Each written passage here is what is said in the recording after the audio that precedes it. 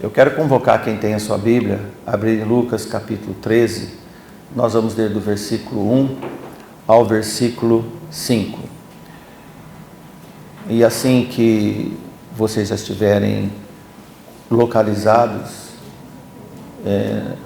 Lucas capítulo 13, isso, verso 1 e diante, tudo bem? Quem não tem sua Bíblia, na transparência, na projeção, e nós vamos partir para a leitura. Amém? Amém. Leitura.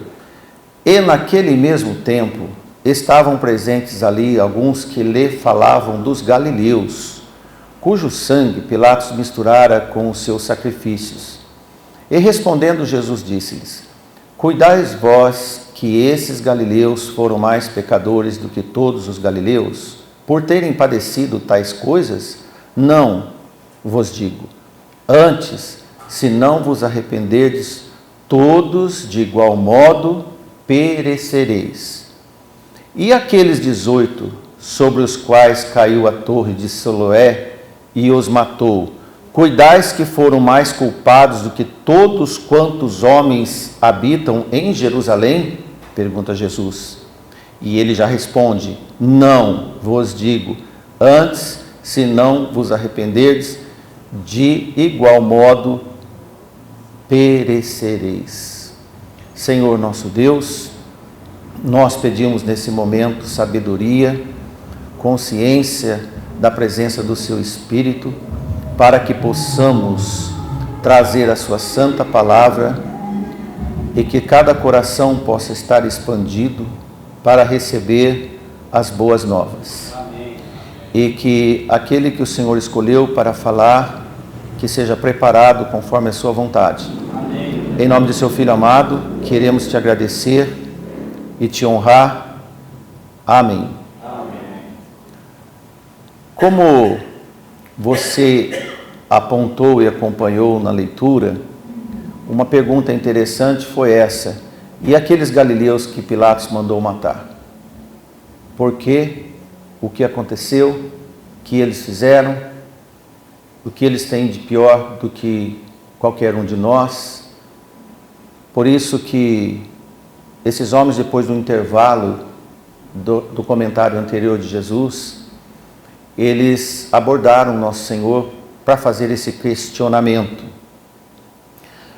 Naturalmente, eu creio que eram algumas pessoas curiosas, preocupadas com o destino desses acidentados, ou pela fatalidade deles. Chegaram para especular, na verdade, esta violência ocorrida, autorizada por Pilatos, e ouvir de Jesus qual era a opinião dele a respeito desse fato. Como era uma ocorrência de conhecimento na cidade, eles trouxeram a notícia para Jesus comentar. Vamos observar como ele usou sabiamente este incidente vergonhoso para voltar ao assunto arrependimento. Porque eles estavam desviando do assunto da pregação do Mestre, que já vinha desde esta abordagem. Irmãos, você e eu sempre ouvimos as notícias sensacionalistas nos jornais, nas televisões. Então, quando acontece alguma violência, algum assassinato, alguma coisa, uma tragédia, as televisões correm o noticiário e as pessoas também correm a fazer comentário. E uma pergunta que sempre está na cada um é: por que tal tragédia? Por que anda acontecendo essas coisas? Então, as pessoas têm um certo prazer em comentar desgraças, principalmente desgraças alheias. Além do mais, essas notícias calamitosas, se você for observar, ela não serve de proveito algum para nós. Mas nós podemos aprender com Jesus que sempre podemos criar oportunidades para pregar o Evangelho diante da própria curiosidade dos homens. Ainda que não seja o comentário que os ouvintes gostariam de ouvir de Jesus, mesmo assim, a mente graciosa do nosso Salvador transformou tudo em uma boa conta para todos, inclusive para nós que estamos relembrando ou aprendendo desse fato. Uma coisa é certa: todos os homens devem arrependimento a Deus, independente de como estão. Claro que aquele evento sanguinário no pátio do templo deveria ter causado indignação em qualquer um de nós se estivesse lá. Porque todos nós sempre nos comovemos em acidentes, em catástrofes e com vítimas, principalmente se houver crianças, pessoas inocentes. Que tragédia maligna não foi essa, irmãos? E assassinar alguém que no momento de adoração e culto estava no pátio do templo. Por isso, alguma explicação vinculada à religião Jesus deveria dar. Naturalmente, qualquer um de nós ficaria de fato inconformado com aquela carnificina. E eles sofriam pelos seus conterrâneos adoradores. Ocorre que os rabinos, que eram os antigos professores do judaísmo, naquela época eles ensinavam que, e apenas que, ninguém sofre sem culpa. Sabemos que não é bem assim. Jesus sofreu sem culpa e todos os justos do mundo também padecem sem culpa. Mas para os judeus, uma regra era básica e de consenso: o tamanho do pecado é que decidia o tamanho do castigo nessa terra. Interessante que eles criam que havia uma culpa extraordinária naqueles galileus assassinados por Pilatos, ou que Pilatos mandou assassinar. Ainda mais porque os galileus não tinham uma boa fama, porque eram pessoas polêmicas e não tinham nenhuma simpatia pelos romanos. E nessa pergunta estava escondida a sutil forma de questionar Jesus sobre a lei da semeadura. A lei da semeadura existe, mas não é uma lei para o julgamento da salvação eterna. Por exemplo, Paulo escreve em Gálatas 6 e 7, não erreis. Deus não se deixa escarnecer, porque tudo que o homem semear, isso também ceifará. Paulo estava carregado das palavras de Oséias, o profeta, porque o profeta em Oséias 8 e 7 também dizia: porque semearam vento sobre o povo de Israel e cegarão tormenta. E ainda ele diz em seguida: não haverá seara, a erva não dará farinha, e se der, será para dar aos estrangeiros. Esta era uma lei de consenso entre todos os judeus.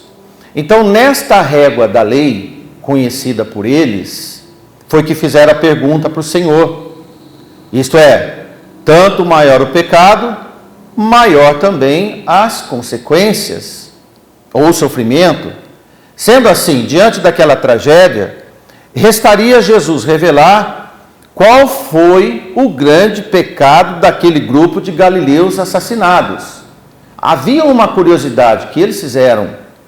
A curiosidade, na verdade, sempre é um fator empolgante entre todos os homens de todas as épocas. Do mesmo modo que os amigos de Jó o acusaram, lembra do livro de Jó? Jó era um homem acusado pelos seus 3 amigos, e para os amigos de Jó, Jó era um dos maiores pecadores do mundo. Eles nunca tinham visto coisa tão igual, porque eles viam a miséria de Jó, as feridas dele, o sofrimento, as perdas de filho, de tudo, de bens. Então eles olhavam para Jó e falavam assim: Jó, você está escondendo tanto seu pecado, você vai ter que dar conta a Deus. Você esconde de nós, mas não esconde de Deus.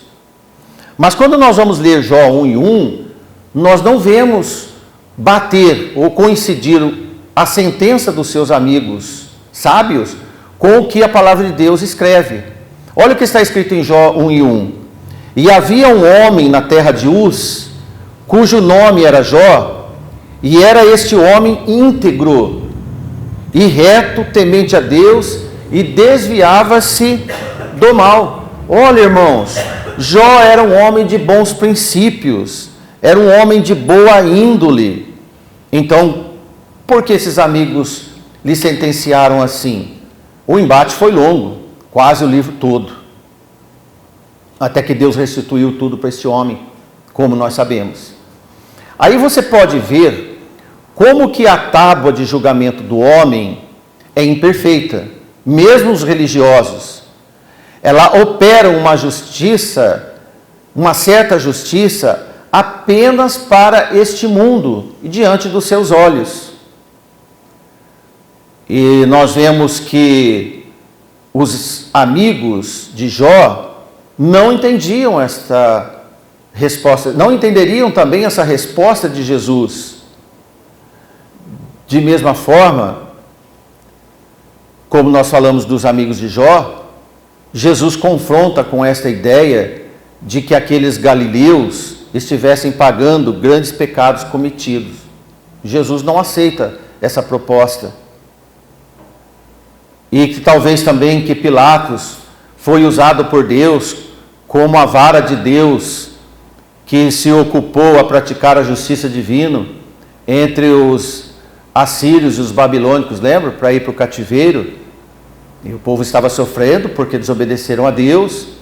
Então existem muitas ilustrações reais bíblicas que conduz à pergunta favorável daqueles homens que questionaram Jesus. Por isso que aqueles homens chegaram e Jesus respondeu: vocês cuidam isso, vocês imaginam, vocês supõem que esses galileus foram mais pecadores do que todos os outros galileus, inclusive de vocês. Na verdade, Jesus estava colocando eles também por terem padecido tais coisas. E Jesus responde: não é isso. Essa conclusão de vocês é manca. Eu falo para vocês, antes de tudo, que se vocês também não se arrependerem, todos de igual modo perecereis. Olha, irmãos, essa resposta foi uma inversão daqueles conceitos. Jesus foi inédito para os perguntadores e especuladores limitados apenas às consequências desse mundo. Jesus não vincula nada sobre alguma relação entre o assassinato daqueles homens galileus e acrescenta também a conhecida calamidade do desabamento da torre de Siloé, que era uma torre que desmoronou, não sei qual foi o problema, deve ser problema estrutural, de construção. Ela caiu e matou 18 pessoas, que talvez estavam dentro, ou construindo, ou nos arredores. Essas pessoas morreram. Jesus emenda e fala: e quanto à torre de Siloé e aqueles 18 que morreram, o que vocês acham? Em todo caso, Jesus não disse que os galileus, ou aquele pessoal da torre de Siloé, eram inocentes. Jesus não fala em nenhum momento que eles eram inocentes, ou que eles eram puros e que eram justos demais. Diante de Deus, eles são culpados. Além deles, também todos os outros galileus. E Jesus disse: essas vítimas não foram maiores pecadores do que os próprios sobreviventes, inclusive vocês. E nós, irmãos, podemos dizer que quem pensa assim, pensa o pecado sempre como gerador de fatalidades e consequente julgamento. Não é assim. O que o pecado gera é a morte eterna. E sobre isso eles não queriam ouvir, porque era necessário o arrependimento. Pecadores ou não, todos sofrem acidentes. Justos ou injustos, todos nós somos suscetíveis a acidentes. Porque o julgamento não é relacionado à fatalidade. Jesus critica, na verdade, as pessoas que julgam as vítimas de desastres, de doenças, de fatalidades, sendo aqueles que julgam também pecadores, que se acham em si menos pecadores que os outros. Então tem liberdade de perguntar qual foi o erro dele, porque comigo não aconteceu nada. Sempre assim. Então quando eu olho o erro, a fatalidade de alguém, eu tenho toda a liberdade e até uma certa arrogância de perguntar: que foi que ele errou? Porque comigo nada acontece. Olha, na verdade, irmãos, esse conceito ainda é muito comum entre os religiosos. Por essa ideia, quem acha que peca pouco não sofrerá tragédias, ou será poupado de graves enfermidades ou calamidades. Como se quem tem pecadinho é poupado de fatalidade. Não, nunca pense assim. Crentes consagrados, irmãos fiéis, podem ser perseguidos, podem ser assassinados, podem contrair câncer, pode sofrer AVC, como nós temos na igreja, irmãos fiéis, podem perder seus bens, podem sofrer acidentes, podem perder filhos, pode perder esposa, esposo, isso tudo pode acontecer. Por isso é comum as pessoas questionarem: o que eu fiz para merecer tal coisa? Você já viu alguém dizer: o que eu fiz para merecer tudo isso que me afeta? Esta pergunta não é razoável diante de Deus. Não é razoável diante de Deus. Como Jesus comentou sobre o julgamento com eles, embora não queriam ouvir sobre o arrependimento, porque o arrependimento vai além das circunstâncias dessa vida.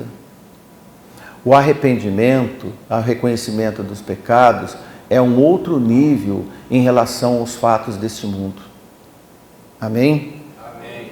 Pois, porque a morte deles foi tão horrível? Essa é uma pergunta que soa sempre. Ainda mais morrer enquanto os pecados deles não foram absorvidos ou perdoados. Por isso é importante todos nós estarmos prontos para a morte. O que nós devemos fazer? Estar prontos para encontrar Jesus. Porque a partir do momento que nós saímos daqui, nós não sabemos o que vai acontecer conosco. Nenhum de nós sabe. Nenhum de nós sabe. Pedimos para que o Senhor nos livre do mal e o Senhor nos atende. E, na verdade, pedindo para que o Senhor nos livre do mal, ao mesmo tempo, devemos estar prontos para partir. E isso sim, nos dá qualidade de vida em qualquer momento. Morte cruel, irmão, sempre é trágico para qualquer um de nós. Mas pior é morrer enquanto seus pecados não são perdoados. Quem morre assim, morre eternamente. Sobre isso eles não queriam ouvir. Esta sim é a maior tragédia do ser humano: morrer sem arrependimento e sem perdão dos seus pecados. Este é o maior perigo: morrer sem Cristo, sem o arrependimento. A morte do descrente é a maior tragédia que pode acontecer com o ser humano. Por isso Jesus disse 2 vezes, significando uma generalização de todos os homens, inclusive eu e você. Como ele disse no versículo 3 e 5, são iguais os 2 versículos. E ele diz: todos de igual modo perecereis se não se arrependerem. Esse perecer, irmão, é o eterno. É o eterno. Tanto quem sofre acidente, como sofreu o pessoal da Torre de Siloé, como aqueles galileus assassinados, e todos os que estavam ouvindo Jesus, curiosos, Jesus disse: olha, entre eles, entre os de Siloé, entre vocês e entre qualquer um daqui, todos são iguais. Todos vão perecer, se não, caso não se arrependam. Sabemos que o Senhor não faz acepção, isto é, diferenciação de pessoas. Aliás, irmãos, Pedro diz que Deus julga segundo a obra de cada um, isto é, segundo o caráter de cada um. Veja 1 Pedro 1,17. E se invocais por Pai aquele que sem acepção de pessoas julga segundo a obra de cada um, andai então em temor durante o tempo da vossa peregrinação. Sendo salvos, ande em temor durante o tempo que nós estamos nessa vida. Quanto às tragédias, os acidentes, as doenças, os vírus, pode acontecer, os terremotos, qualquer coisa pode tirar, ceifar a nossa vida, mas o mais importante é que, além de tudo, você está seguro no Senhor. Amém. Esta é a salvação que Deus nos protege. Porque aí você percebe que Jesus de forma alguma contrariou o profeta Oséias e nem o apóstolo Paulo. Jesus não disse que o pecado não traz consigo tragédias. Ele não disse isso. O vício mata, as drogas matam, o álcool mata, o cigarro mata, todos sabem dos estragos que estas coisas causam. Adoecem, acidentam, causam acidentes e matam.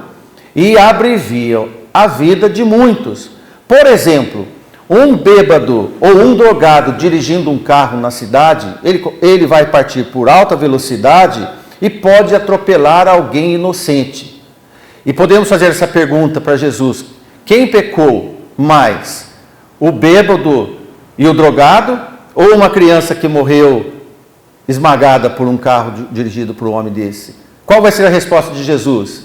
Nenhum nem outro. Todos precisam do arrependimento. Ou um velhinho, ou um irmão que está vindo para a igreja pode ser atropelado.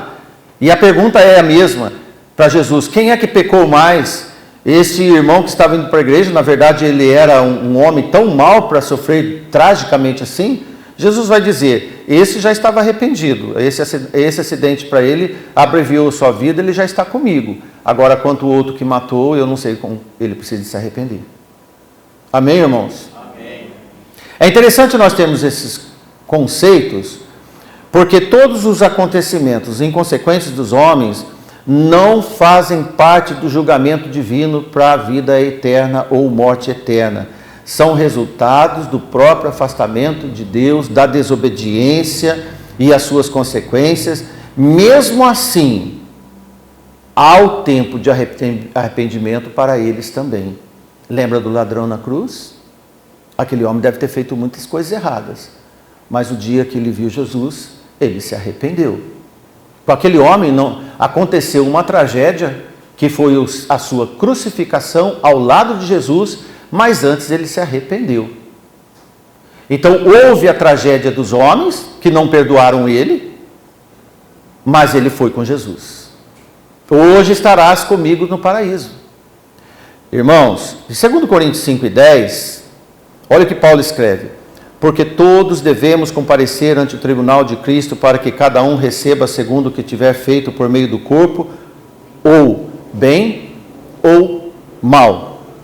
Tanto faz ser brutamente assassinado, atropelado, ou uma bala perdida, sofrer um acidente fatal, contrair uma doença mortal, morte súbita, morte na velhice, morte na juventude, seja qual for a causa mortes, se não se arrependerem, de igual modo, todos perecerão. Percebem? Todos os habitantes dessa terra devem encontrar, no dia da sua morte, quites no arrependimento, no reconhecimento dos seus pecados diante do Senhor. Por isso, o que está na comunhão com o Senhor não teme a morte. Não teme a morte. Então aqueles homens que foram, na verdade, fazer uma pergunta, e eu acredito um tanto maliciosa para Jesus e até curiosa, em último caso, aqueles homens perguntaram para o homem certo. Na frente deles estava a solução das suas dúvidas e a solução das suas vidas. O Salvador dos homens. É o que a igreja faz hoje. Pregar Jesus o Salvador. Porque o perdão gracioso de Deus pelos nossos pecados, está acima das fatalidades, das violências, das mortes e, além do mais, o livramento do sofrimento eterno. A convicção de ser pecador precede e provoca o arrependimento e antecede obrigatoriamente o perdão. Para nós que estamos vivos neste momento, a Bíblia diz que hoje é o tempo aceitável. Que privilégio você estar aqui, neste lugar, ouvindo a palavra de Deus e tendo a oportunidade de se reconciliar com Deus. Se com você não aconteceu nenhuma tragédia até agora, que realmente não aconteceu porque você está aqui vivo, isso não implica que nunca vai acontecer. E desde o menor pecador que está presente até o maior pecador que pode estar presente aqui, eu não estou dizendo que existe grande pecador na igreja, mas estou dizendo que seja lá quem for e qual problema nós tivermos, o que acontecer conosco lá fora não é para medir em relação aos fatos que acontecem na vida de qualquer um. Veja, irmãos, se isso fosse acontecer de fato, haveria anulação do Calvário, a morte na cruz, a anulação da morte de Jesus diante de Deus, por estar operando apenas com eventos terrenos. É muito básico, muito pequeno diante de Deus os eventos terrenos, diante da justiça eterna do seu Filho amado, remidor dos nossos pecados e que nos devolveu a salvação diante de Deus. Os profetas, João Batista, em especial o nosso Senhor Jesus, os apóstolos, as igrejas verdadeiras do Senhor que pregam a sua mensagem, que pregam o arrependimento na sua forma mais solene e de acesso no Espírito do Senhor, todos nesses tempos devem cumprir a ordem de pregar a palavra de Deus. É com certa tristeza que nesse tempo que estamos vivendo, quase não se fala sobre o tema principal de João Batista, o arrependei-vos. Tanto nas igrejas, quanto nas famílias, cresce o número dos que desconhecem a necessidade do arrependimento. E olha como fica o cenário daqueles que desconhecem a necessidade do arrependimento. Nós estamos num mundo hoje apavorado, um mundo que vive em pavor com os acontecimentos fatais e o medo das tragédias. Você, meu irmão que está aqui, não deve ter medo de fatalidade e de tragédia. O mundo tem. Estão voltados nos seus temores, irmãos, por coisas pífias diante de Deus. Aquecimento global, desmatamento e outras coisas naturais que acontecem e que vão acontecer cada dia mais, as calamidades, as pestes, os terremotos, as guerras, as fomes, vírus chinês, vírus americano, sei lá de onde vem o próximo, pandemias, mortes. Tudo isso as pessoas morrem de medo, têm medo, mas não temem a Deus. Eles ficaram impressionados com os acidentes e com a tragédia de Pilatos, mas não se impressionaram com a palavra do nosso Senhor Jesus Cristo. Sempre assim. Esses medos, na verdade, para os crentes são esquisitos.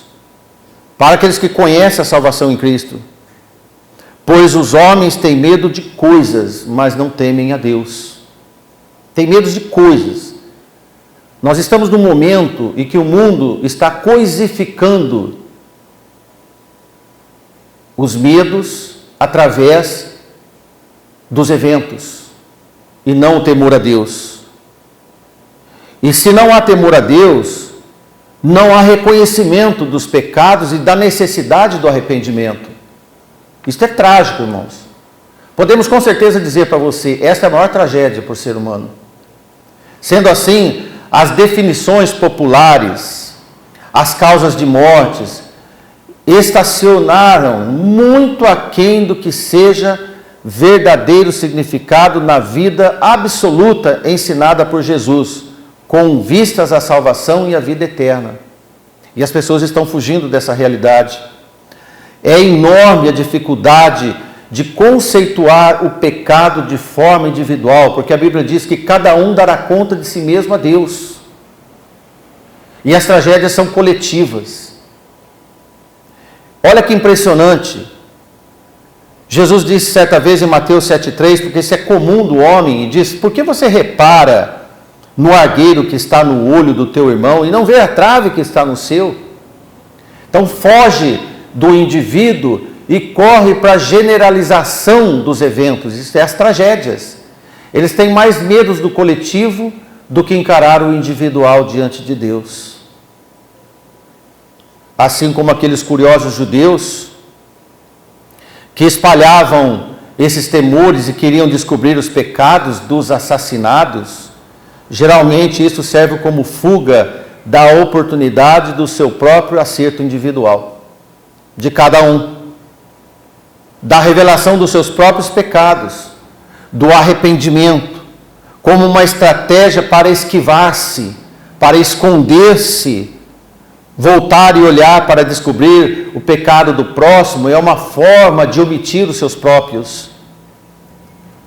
Contar coisas e fatos dos outros, e casos dos outros, sempre é mais cômodo do que contar o grande acidente que cada um de nós tem diante de Deus, a perdição eterna. Em Romanos 3, capítulo 3, versículo 9 e 10, Paulo escreve à igreja: pois que somos nós mais excelentes? Olha, irmãos, a igreja de Deus é mais excelente? De maneira nenhuma, pois dantes demonstramos que tanto os judeus como os gregos, todos estão debaixo do pecado. Essa é a tragédia. Essa é a grande tragédia. Como está escrito, não há um justo, não há nenhum sequer. Você já imaginou se o mundo hoje entendesse essas palavras do apóstolo Paulo e corresse desesperadamente, sem perda de tempo, para conversar com o Salvador? Porque aqueles homens não foram desesperados conversar com o Salvador. Eles foram despretensiosos, porque eles foram saber dos outros. Mas na verdade eles precisavam de saber deles. E olha, Jesus na verdade disse para eles que não havia nenhum justo entre aqueles judeus brutalmente assassinados, e também não havia justo entre aqueles que sofreram o acidente do desmoronamento da torre de Siloé. E não há nenhum justo que possamos reconhecer entre nós, a começar pelo eu de cada um de nós, e entender que o único justo é Jesus. Buscaram Jesus, mas para saber dos outros. Quando nós saímos de casa para vir à igreja, nós temos que buscar a respeito de nós, da nossa comunhão, da vida eterna e da salvação. Que Deus nos abençoe, uma boa semana a todos, e que Deus nos dê a paz, oportunidades de serviço e oportunidades de pregar o Evangelho do Reino Eterno. Amém. Amém. Forte abraço a todos.